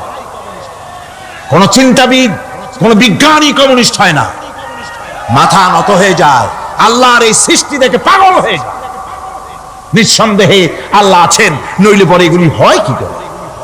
আমি চিন্তা করে পাই না কমিউনিস্ট হয় কেমন, কতখানি পাগল হইলে হয়। ছোট্ট একটা রুমাল দেখলে মনে করি কোন তাঁতি এটারে বানাইছে। একটা এই কি জানি কয় মাইক দেখলে মনে করি কেউ এটাকে বানাইছে। টেবিল দেখলে মনে করি কেউ বানাইছে। ফ্রিজ দেখলে মনে করি বানাইছে কেউ। একটা সুই দেখলে মনে করি কেউ এটাকে বানাইছে। আর এই বিশাল পৃথিবী, ওই বিশাল আকাশ, কমিউনিস্টরা কয় এমনি এমনি হইছে। কয় বোতল খায় দৈনিক আল্লাহই যায়। আমার বন্ধুগণ, মাথা নত হয়ে আসবে চিন্তা করলে কি বিশাল সৃষ্টি আল্লাহ পাকের। এই ছায়াপথ, এই গ্যালাক্সি, এর তুলনায় পৃথিবীর অবস্থান কোথায়? পৃথিবীর অবস্থানটা হচ্ছে, আমার হাতে এটা একটি কলম। এই কলমটা কাগজের উপরে আমি যদি এই নিপটা রাখি, কাগজের ভিতরে নিপে যতটুকুন জায়গা টাচ করবে, মহাশূন্য গ্যালাক্সি মিল্কি ওয়ে, আল্লাহর ওই মহাশূন্যের তুলনায় পৃথিবীর অবস্থান একটা কলমের নিপে যতটুকুন জায়গা নেয় এর থেকে বেশি নয়। এই যদি হয় পৃথিবী, তাহলে সেই পৃথিবীর মানুষ আপনি কতটুকুন? সলিমুদ্দি বসিরুদ্দি খালি লাফা। আমার বন্ধুগণ, লাভ কি? লাভের চোটে বলে হ্যান করেঙ্গে ত্যান করেঙ্গে, লাঠি কে আমদার মুগুর ভরেঙ্গে। কয়েকদিন পর শোনা যায় শীত হয়ে পড়ছে, কিছু নাই। সুতরাং আল্লাহ পাকের অসীম সৃষ্টি জগৎ, এর সঙ্গে বিজ্ঞানের সংঘর্ষ কম, দুই একটা পয়েন্টে আছে।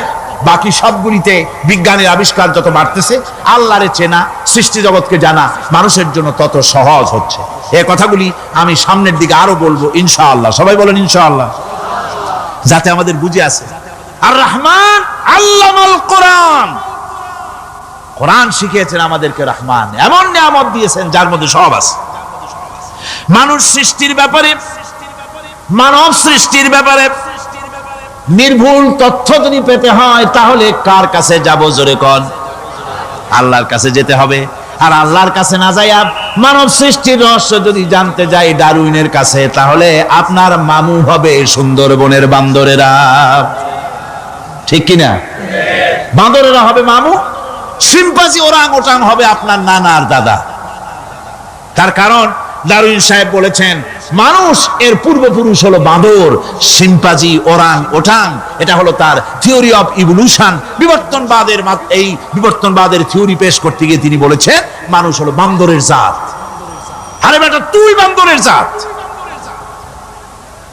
নিজের লেজ কাটিয়া সকলের লেজ কাটা আরম্ভ করতে যাচ্ছে। কি পাগলের পাগল, মানুষ হয়েছে বান্দরের জাত। আশ্চর্য কথা। কেমনে কইলে? তো বললো যে সিম্পাজি দেখছে, তো সে সিম্পাজি দেখে তার মনে হয়েছে যে মানুষ ওইরকমই তো দেখা যায়, তো মানুষ বুঝি বান্দর থেকেই আসছে। আমি বলি পৃথিবীতে এমন পাগল আমি কোনোদিন দেখিও নাই, শুনিও নাই যে কোনো পাগল পাবদা মাছ দেখে বলেছে যে এটা হচ্ছে বোয়াল মাছের পূর্বপুরুষ। টাকি মাছ দেখে কোনো ছাগলেও বলেছে আজ পর্যন্ত যেটা হলো শোল মাছের পূর্বপুরুষ। পুঁটি খাইতে খাইতে আস্তে আস্তে বিরাট শোলে পরিণত হয়ে গেছে, কোনো পাগলেও বলেনি। আচ্ছা, মেনে নিলাম ডারউইন সাহেবের থিওরি, মেনে নিলাম 1 সেকেন্ডের জন্য যে বান্দর থেকেই মানুষ হয়েছে। এখনো তো বানর প্রজাতি আছে না শেষ হয়ে গেছে? আছে কিনা? তাহলে সুন্দরবনে যান, যে দেখুন কোন বাঁদর কি এ পর্যন্ত দেখা গেছে যে কোমর পর্যন্ত মাংসের মতো হয়ে গেছে, আর একটু দুধ আর পনির আর একটু এই শুটকি মাছ লোটটা ফিশ খাওয়াইলে আর কদিনের মধ্যে এই বান্দরটা মানুষ হয়ে যাবে? হয়েছে এরকম? বাঁদরের 12 আনা মানুষ হয়ে গেছে, 14 আনা মানুষ হয়ে গেছে, আর অল্প একটু বাকি। এরকম দেখা গেছে কোথাও? দেখা যায়নি। এগুলি পাগলামি কথা, পাগলামি কথা। মানুষ বানর থেকে আসেনি, মানুষ ওরাং থেকে আসেনি, মানুষ সিম্পাজি থেকে আসেনি। মানুষ এসছে কোত্থেকে? এটা জানতে হলে এই নির্ভুল তথ্য জানার জন্য আসতে হবে কোরআনের কাছে। কার কাছে? আল্লাহ রাব্বুল আলামিন তার হাবিবের মুখ থেকে মানব সৃষ্টি রহস্য তিনি উদ্ঘাটন করে দিয়েছেন। তিনি বলেছেন, দুনিয়াবাসীকে শুনিয়েছেন, ফালয়ানজুরিল ইনসানু মিম্মা খুলিকা মিম্মাইন দাফিকিন ইয়াখরুজু মিন বাইনিস সুলবি ওয়াত তারাইব। আল্লাহ পাক বলেন, মানুষ কি তার সৃষ্টি রহস্য দেখে না? কেমনে তাকে আমি সৃষ্টি করেছি?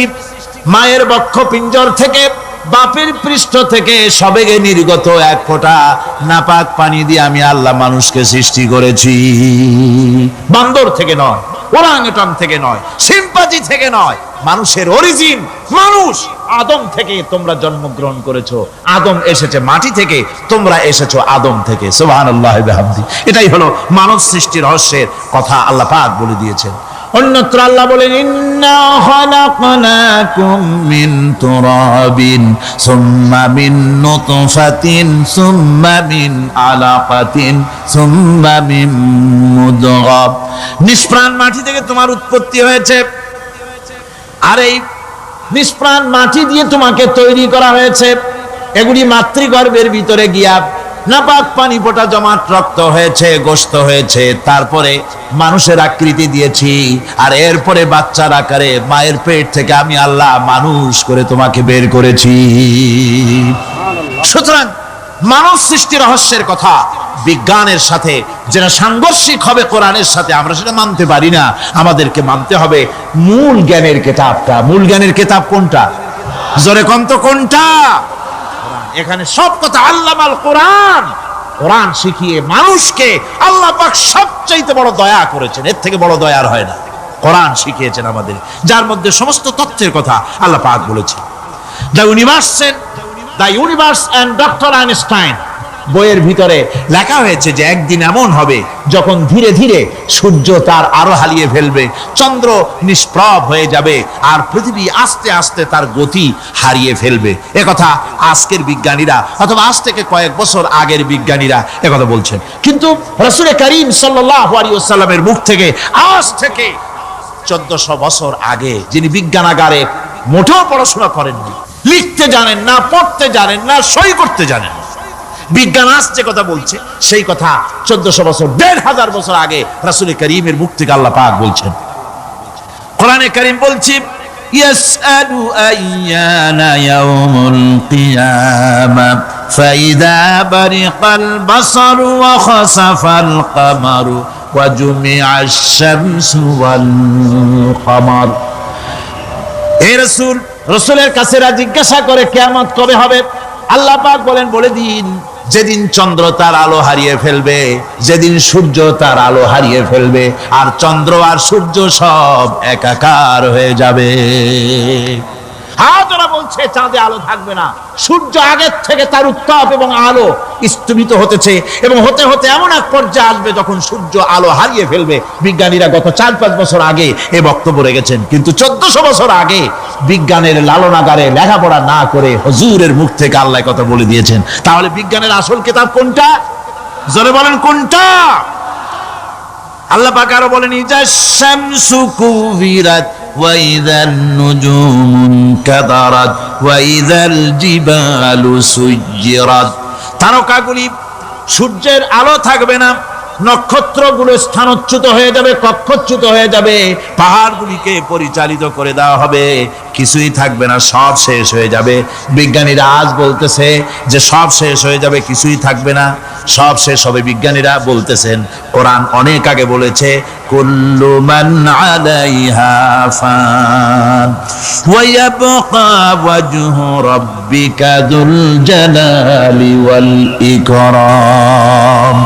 সব শেষ হয়ে যাবে, বিশ্বে যা কিছু আছে সব লয় হবে, ক্ষয় হবে, ধ্বংস হবে, কিচ্ছু থাকবে না, থাকবেন শুধু আল্লাহ সুবহানাহু ওয়া তাআলা। সুবহানাল্লাহি ওয়া বিহামদি। কোরআনে কারীম একথা বহু আগে আমাদেরকে জানিয়ে দিয়েছে। সুতরাং আসল জ্ঞানের কিতাবটাই হচ্ছে কোরআনে কারীম।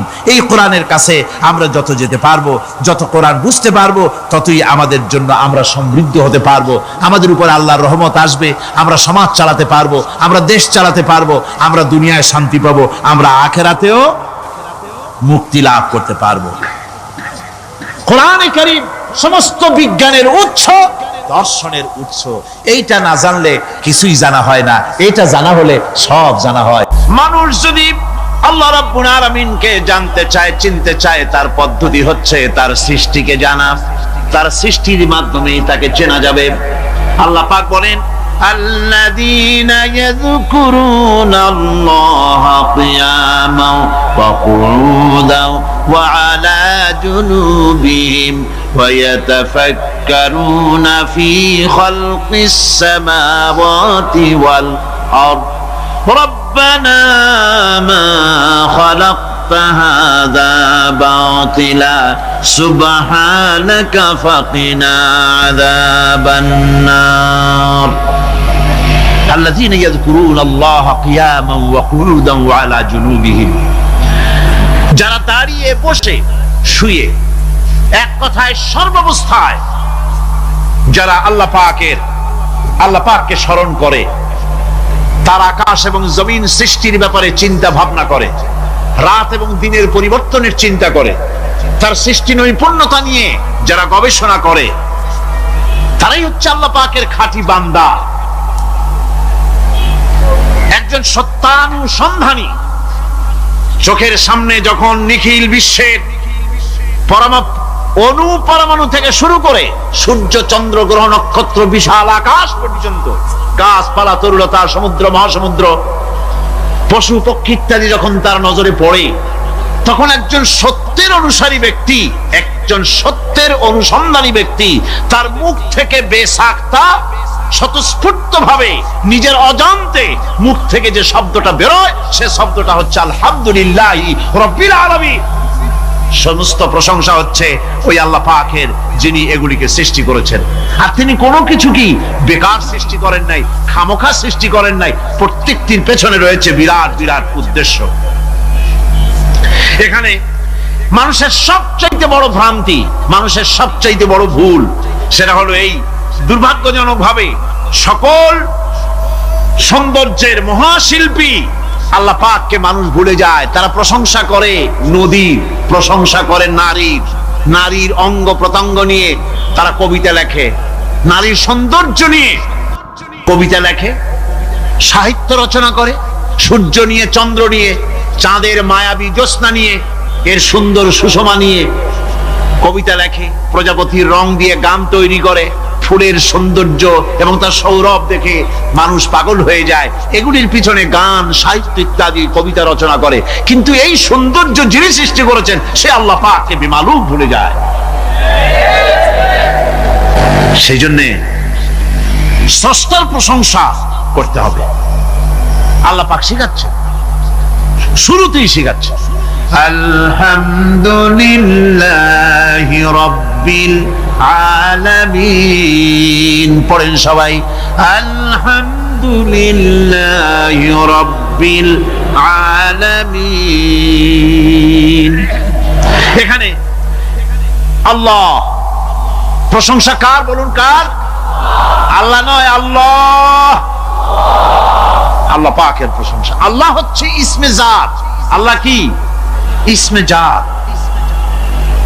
কোন ধরনের অনুবাদ দিয়ে আল্লাহ শব্দের ব্যাখ্যা বুঝানো যাবে না। আল্লাহ এটাকে যদি সৃষ্টিকর্তা লেখা হয় তাহলে আল্লাহ শব্দের হক আদায় হবে? সৃষ্টিকর্তা বলতে তো বুঝাই যায়, তা তো আছে খালেক। সৃষ্টিকর্তা না, সে নাম কি? খালেক। আল্লাহ, এটা কি কোনো অনুবাদ দিয়ে সৃষ্টিকর্তা বলে বোঝানো যাবে না।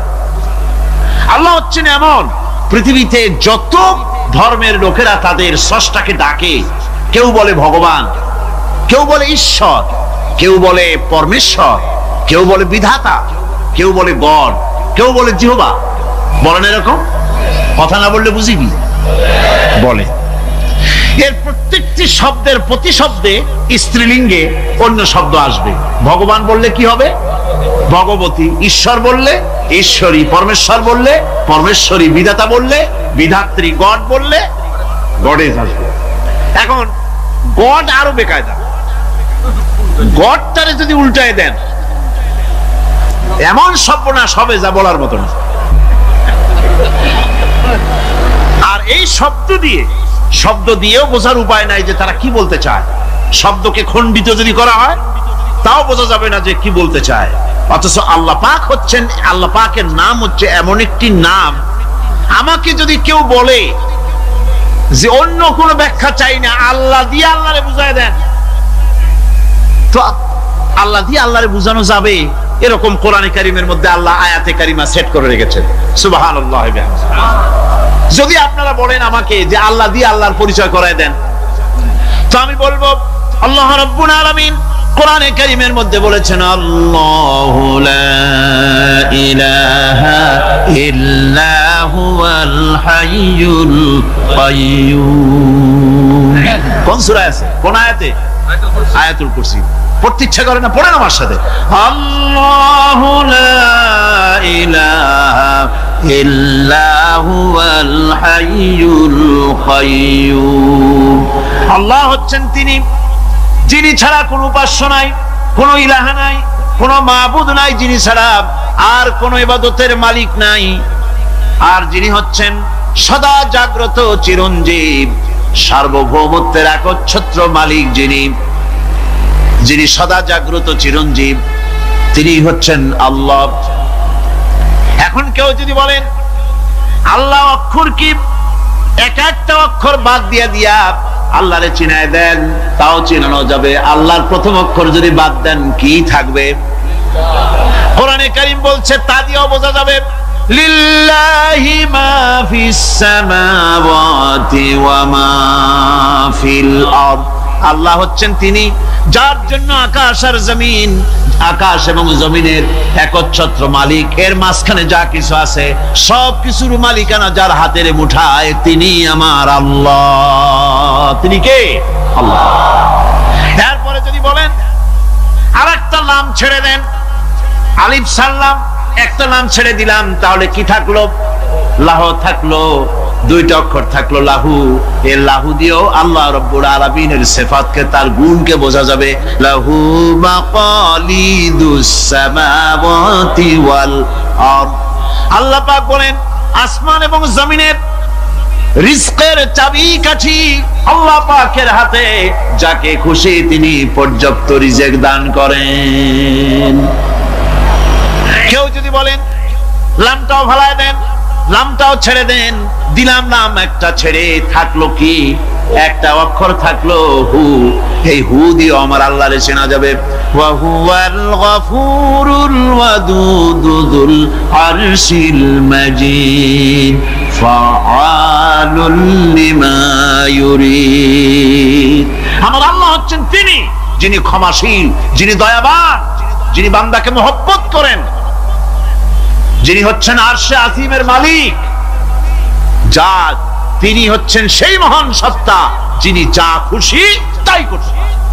সুতরাং আল্লাহ হচ্ছেন এমন এক লফজ, এমন এক নাম, এমন এক ইসমে জাত যার কোনো বিকল্প নাই, যা অনুবাদ করে আল্লাহকে স্রষ্টা বললে এটা সারবে না, সৃষ্টিকর্তা বললে সারবে না।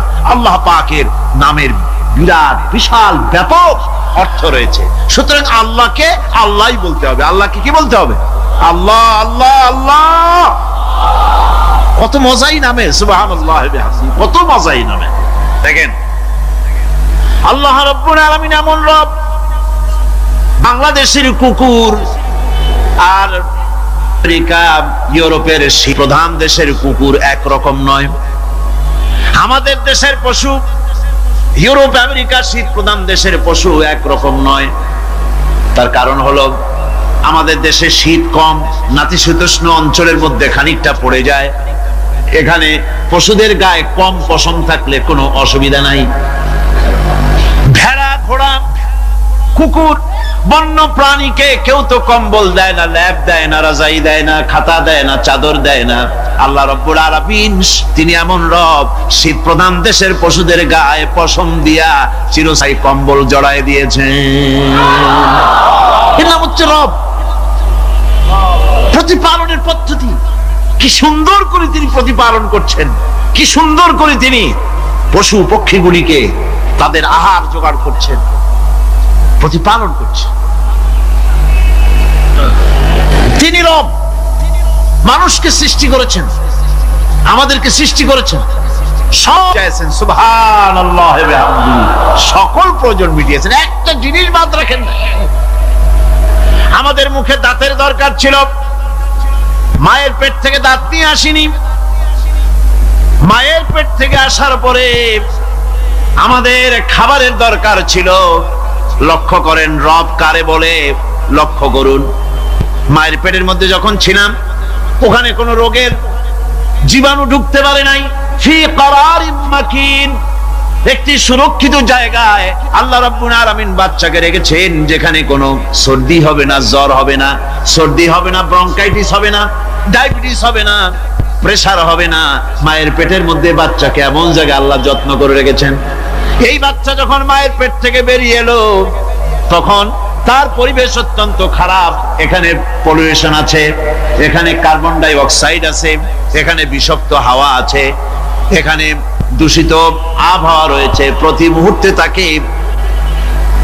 মুহূর্তে রোগ তাকে হামলা চালাতেছে। এই রোগের থেকে সে বাচ্চা বাঁচবে কি করে?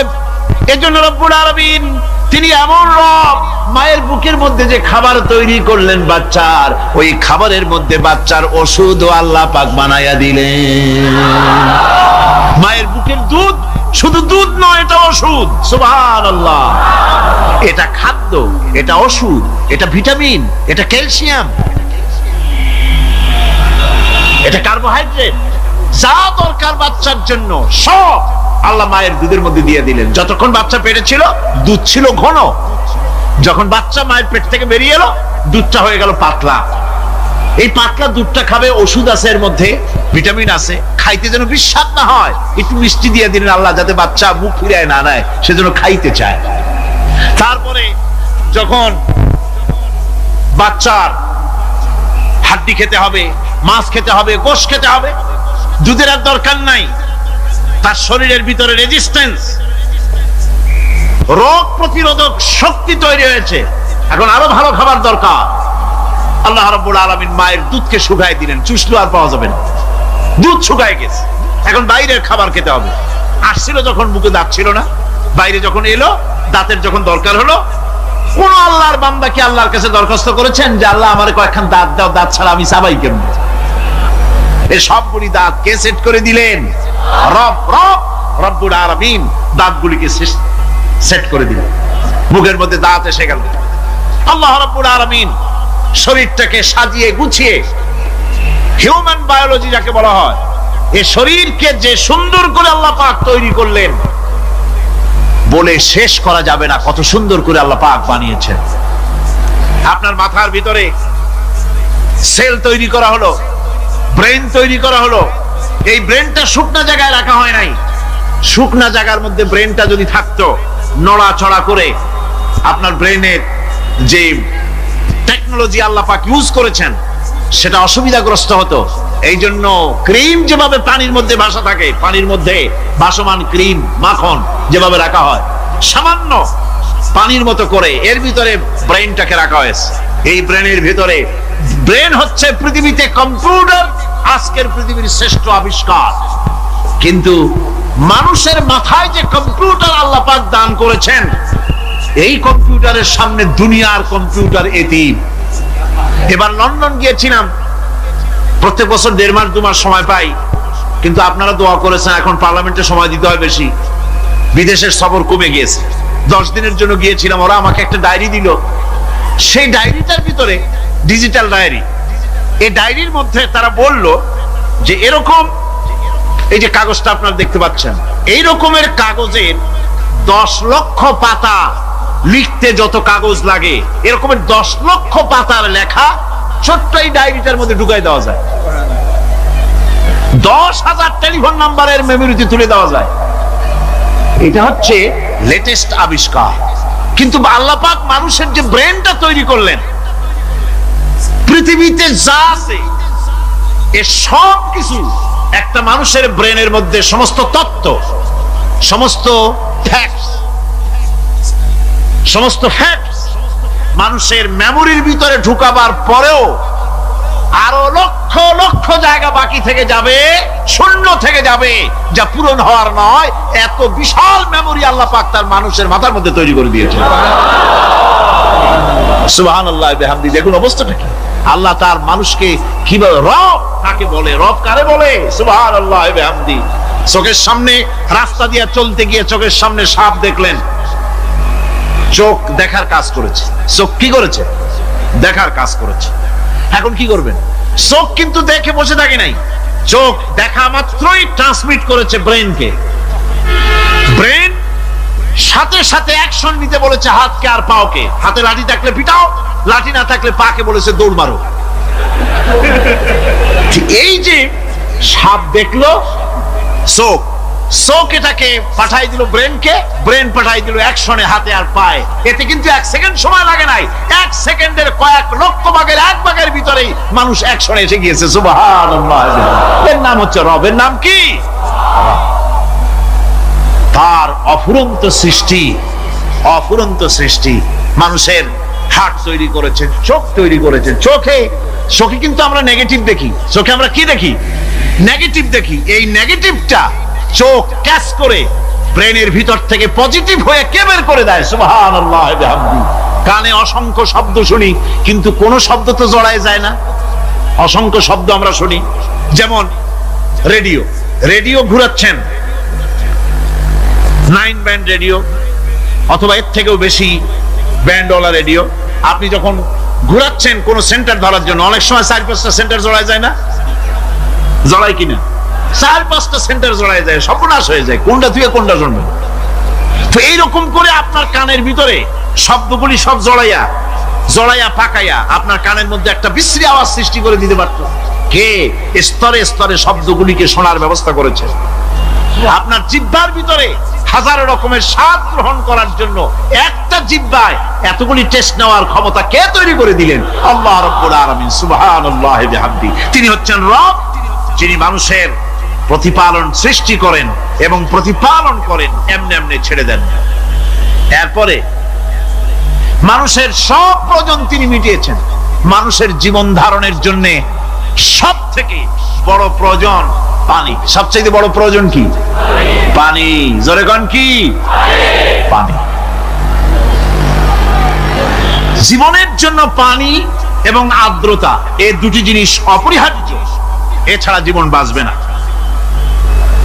আমরা দেখতে পাই সমুদ্র ভরা পানি মজুদ আছে, লক্ষ্য করে, সমুদ্র ভরা পানি মজুদ আছে, নদী খাল বিল ভরা পানি মজুদ আছে, কিন্তু এটাই তো যথেষ্ট নয়।